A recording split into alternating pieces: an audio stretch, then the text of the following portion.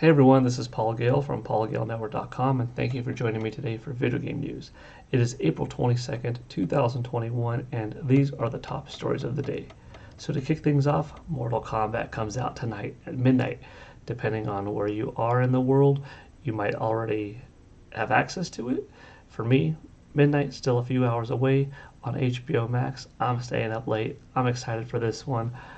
Really looking forward to it. Been a fan of the Mortal Kombat franchise since its inception, going to the arcades back in the day, playing it on the Super NES, the Sega Genesis, playing with friends, just evolving with the series all the way up until Mortal Kombat 11 now. And I was a fan of the movies from back in the 90s, the first one more so than the second. I liked the animated Scorpion based animated film from yesteryear, and I have high hopes for this one. I don't know if it'll be anything groundbreaking, but hopefully solid. The word is that if it does well, there's 4 more movies planned. So I think the Mortal Kombat universe is rich with lore, a lot of story, a lot of potential. Hopefully it faithfully reproduces the story that we love so much from the series, and maybe gives us some spin along the way. I've heard it's gory. I've heard it's full of blood and violence, and it just pushes that envelope. That's the official word that we got on the movie. I don't have any spoilers yet, but I am curious of the whole Johnny Cage scenario, so looking forward to it. After I watch it, I will definitely come back and provide you my feedback.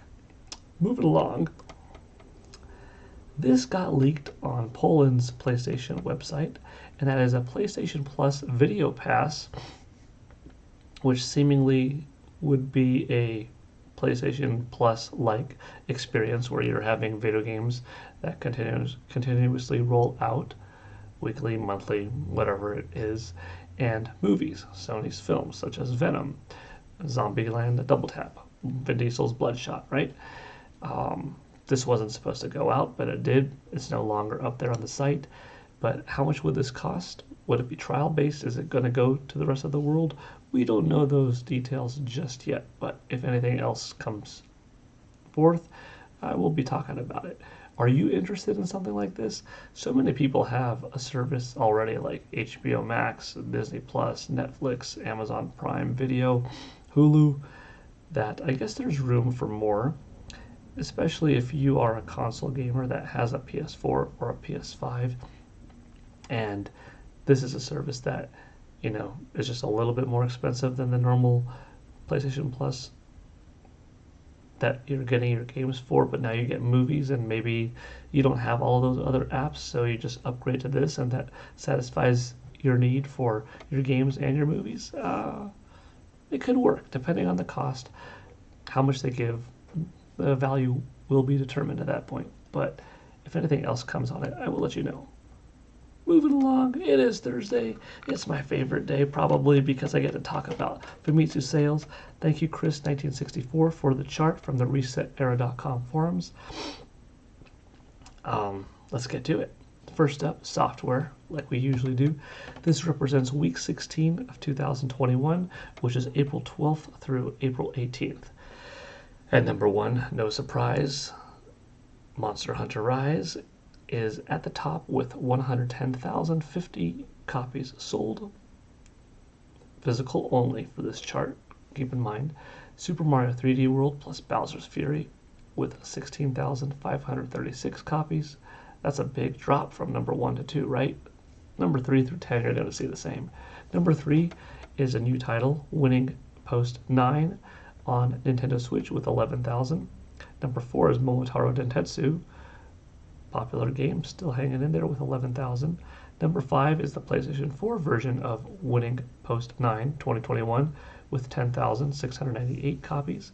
And number 6 is Mario Kart 8 Deluxe with 9,500.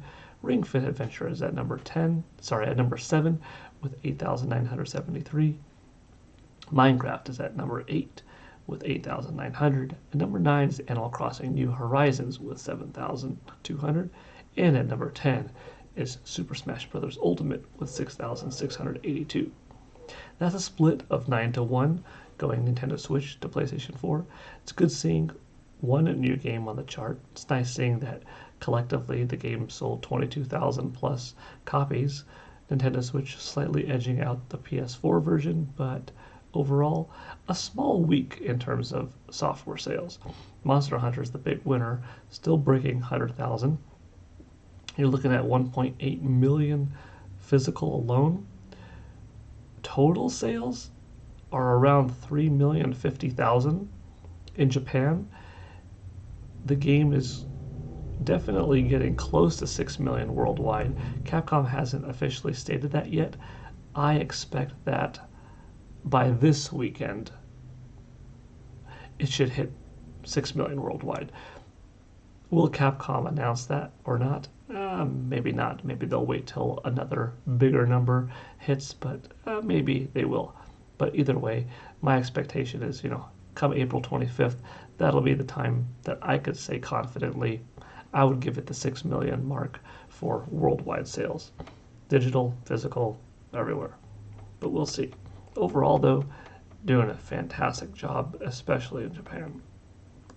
Going on the hardware side of things, Nintendo Switch, big winner this week with a monstrous 94,000 units sold. This pushed it over the top to hitting 2,070,000 for this year to date, which breaks last year's 1,908,000 and puts Nintendo Switch at just 590,000 away from hitting 20 million in Japan. This is very impressive. This also means that Nintendo Switch is definitely a good amount away ahead of where it was last year. Nintendo Switch has a stronger 2021 existing library and a library of games that are coming out, especially if the revision model, the Nintendo Switch Plus, comes out this year.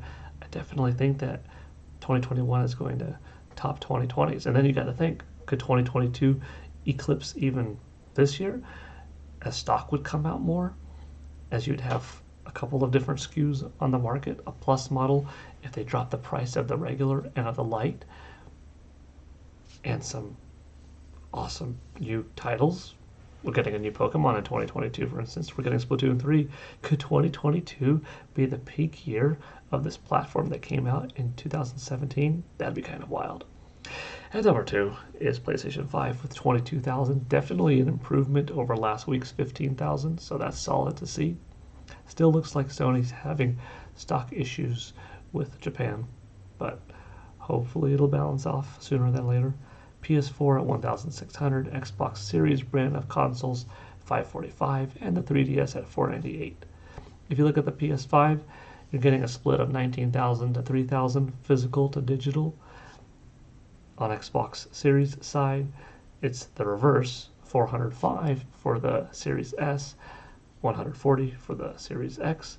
And on Nintendo Switch, pretty good division, not one dominating too much over the other, but Nintendo Switch regular model at 56,000 and the Lite at 37,000. So there is a good improvement in Nintendo Switch sales over the Lite. Usually it seems like people buy Lite when they can't buy the regular. The regular is the preferred, but solid seeing both models doing quite well in Japan. And overall, giving another week of almost 100,000, very impressive. That's going to do it today for video game news. Not a whole lot to talk about. Let me know what you thought of the sales, that PlayStation Plus video news, and Mortal Kombat. Are you going to watch it tonight? I'm stoked. All right, this is PGN signing out. Hope you all have a good one, and I'll see you next time. Bye.